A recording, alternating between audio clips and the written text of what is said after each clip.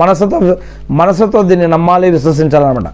పుట్టిన ప్రతి ఒక్కరు మరణిస్తారు, మరణించిన ప్రతి ఒక్కరు మళ్ళా తిరిగి అల్లా వద్ద, దేవుని వద్ద మన యొక్క కర్మల తీర్పు దినం కోసం, తీర్పు దినం రోజు మనందరం కూడా పునరుత్థాన దినం రోజు మళ్ళా అందరం కూడా లేచి నిలబడతాము. ఆ యొక్క మైదానం, అషర్ అనే మైదానంలో, తీర్పు దినం రోజు మైదానంలో హాజరవటాన్ని కూడా విశ్వసించాలి. విశ్వాసులు స్వర్గంలోకి వెళ్తారు. అవి మరియు అల్లా తఆలా విశ్వాసులని, పాపాలు చేసిన వారిని నరకంలోకి పంపిస్తాడని నమ్మాలి. ఇక అల్లా సుబ్హానహు తఆలా పట్ల ప్రేమ తప్పనిసరి అని విశ్వసించాలి.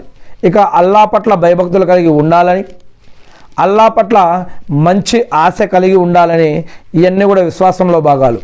అల్లాపైనే నమ్మకం ఉంచుకోవాలి, అల్లాపైనే నమ్మకం ఉంచుకోవాలి. దర్గాలపైన, భావాలపైన, తావీజులపైన కాదు, అల్లాపైనే నమ్మకం ఉంచుకోవాలి. ప్రవక్త ముహమ్మద్ సల్లల్లాహు అలైహి వసల్లం గారి పట్ల ప్రేమ కలిగి ఉండాలి. ప్రవక్త ముహమ్మద్ సల్లల్లాహు అలైహి వసల్లం గారి పట్ల ప్రేమ కలిగి ఉండాలి. ఎందుకంటే అల్లాహ్ సుబ్హానహు వ తఆలా చెప్తూ ఉన్నారు, మరియు మీ సంపద కంటే, మీ యొక్క ప్రాంతం కంటే, మీ యొక్క భార్యాభర్తలు, తల్లిదండ్రులు అన్నిటికంటే కూడా ప్రవక్త ముహమ్మద్ సల్లల్లాహు అలైహి వసల్లం గారిని ఎవరైతే ఎక్కువగా ఇష్టపడతారో వారిని నేను ఇష్టపడతానని అల్లాహ్ సుబ్హానహు వ తఆలా చెప్తూ ఉన్నారు. ఇక మరియు అల్లాహ్ని కూడా అంతకంటే ఎక్కువగా కూడా ఇష్టపడాలని ఇక్కడ ఖురాన్లో చెప్పడం జరుగుతూ ఉంది.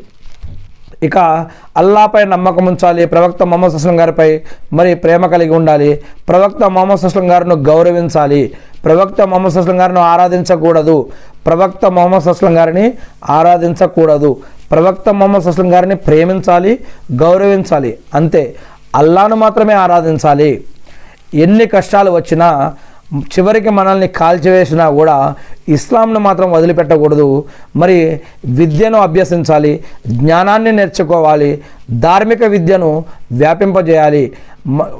ధార్మిక విద్యను, ఇస్లాం విద్యను వ్యాపింపజేయాలంటే ఆలిం, హాఫీజ్, మౌల్వీ, ముఫ్తీ, ఇంకేదైనా అల్హమ్దులిల్లా అయ్యున్నా పర్వాలేదు, అవ్వకున్నా కూడా మనకు తెలిసిన ఒక్క వాక్యాన్ని అయినా ఇతరులకు చేర్చమని ఇస్లాం చెప్తూ ఉంది, ఖురాన్లో కానీ హదీస్లో కానీ. ఇది అల్లాహ్ సుబ్హానహు వ తఆలా ప్రవక్తల ద్వారా ఎన్నుకున్నటువంటి పని. ఇప్పుడు ఆ యొక్క ప్రవక్తల పరంపర ప్రవక్త ముహమ్మద్ సల్లల్లాహు అలైహి వసల్లం గారితోటి ఆగిపోయింది కాబట్టి ఇప్పుడు అది ఈ యొక్క ఉమ్మతులో ప్రతి విశ్వాసి పైన ఈ యొక్క బాధ్యత అనేది ఉంది. మనకు తెలిసిన ఒక్క ఖురాన్ వాక్యమైనా సరే, మనకు తెలిసిన ఒక్క హదీస్ వాక్యమైనా సరే దాన్ని ఇతరుల దాకా చేర్చాలి.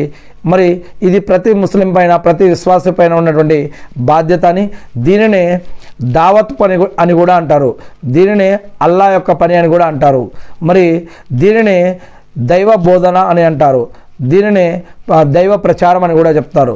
ఇలా రకరకాలుగా చాలామంది చెప్తారు. కానీ అల్లాహ్ సుబ్హానహు వ తఆలా ఖురాన్లో ఏం చెప్తున్నారంటే, నన్ను ఎవరు గుర్తుపెట్టుకుంటారని